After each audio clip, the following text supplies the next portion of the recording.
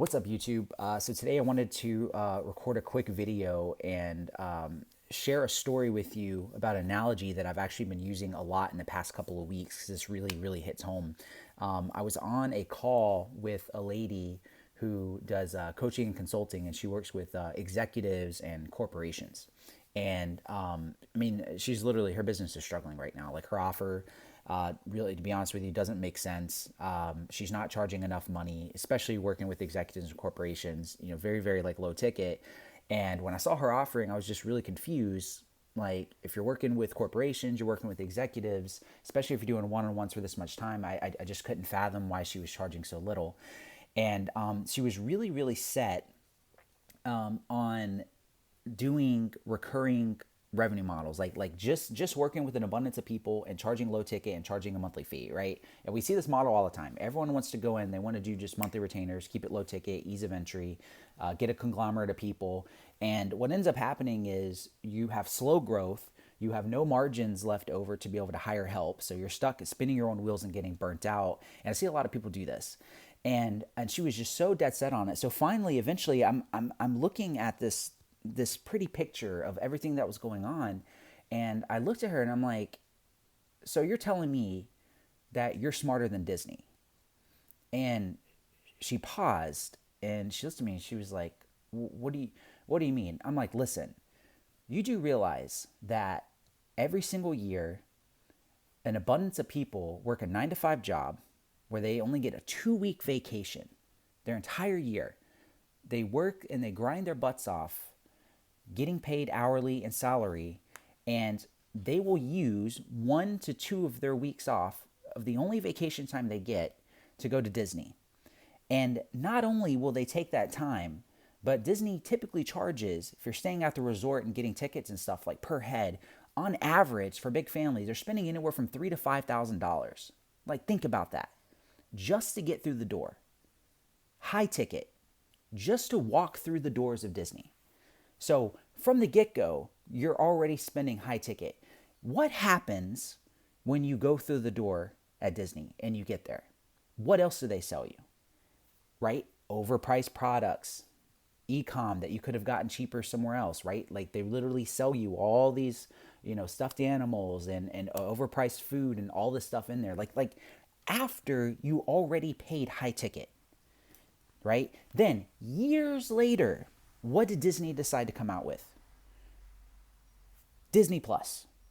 Literally, just like that. And for those that don't know, Disney Plus now is generating an extra 5.79 billion with a B billion per year.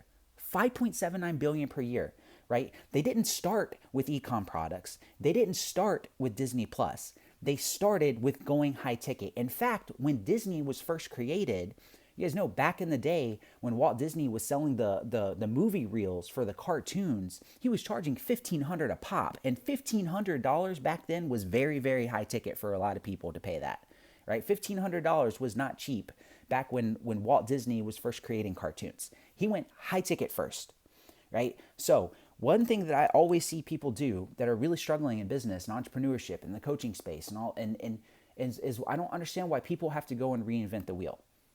Right? So anyway, so I'm telling her the story. I'm telling her about how you walk through the door, and she just goes, "Oh my gosh, you're right."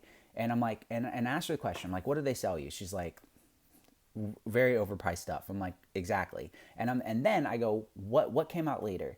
Right? Did they come out with Disney Plus and do monthly recurring first, or did they go high ticket first? And she paused, she sit there, she goes, "You're right. They came out later." I'm like, "Exactly."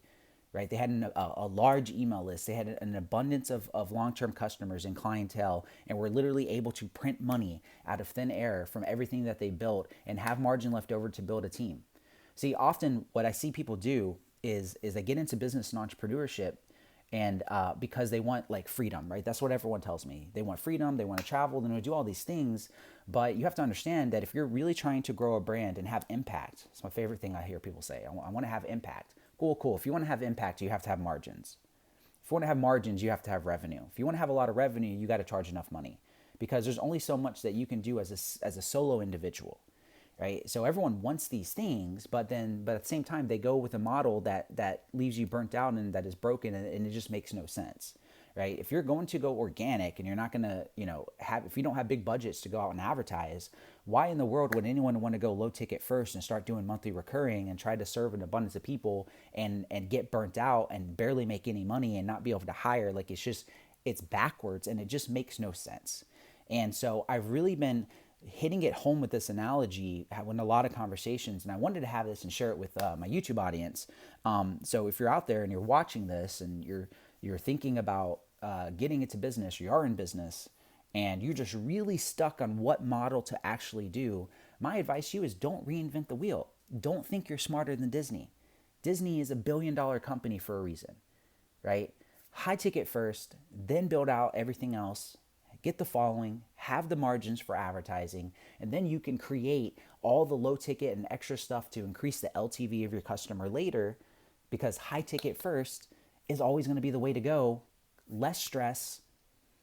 You don't have to sell as much to be profitable, and you have the margins to be able to build a team and actually run a legitimate company and organization instead of spinning your wheels, being burnt out, and doing everything reverse. So I wanted to share that story with you guys. I hope that really hit home with you as much as it did for her and everyone else I've been telling this story to recently. And hopefully that'll kind of push you with focusing on your offer and diving in and just having the courage to just go high ticket. Go high ticket first. Do all the other stuff later, and I promise you guys, you're gonna win.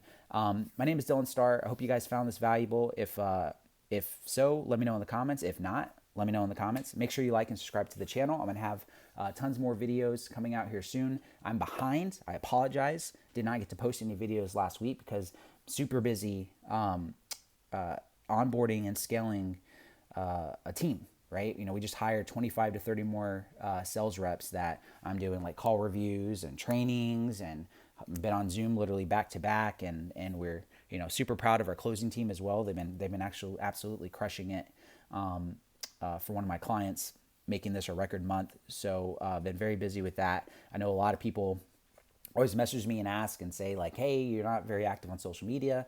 Guys, I'm not very active on social media because I'm too busy doing the things that I'm teaching you on YouTube, right? I'm a firm believer there's two types of people. There's people who talk about it and teach stuff, and there's people who actually like do the stuff that they teach, right? I fall into the latter, right? I talk about sales, I talk about building teams, I talk about doing all these things and giving value to you here on YouTube because I'm actively out like doing it, right? Not just talking about it 24/7 on Instagram and Facebook and all these other things, right? So I love YouTube as a way to be able to give you guys value and help you guys absolutely crush it. And so any key takeaways that I take moving forward from onboarding and hiring so many people at once, I'll try to do a video on the experience of that and give you guys the key takeaways from it as well. It's not my first rodeo. I've done this multiple times, but you always learn something new. So hope you guys have a wonderful week. Let's keep killing it. I'll catch you guys in the next video.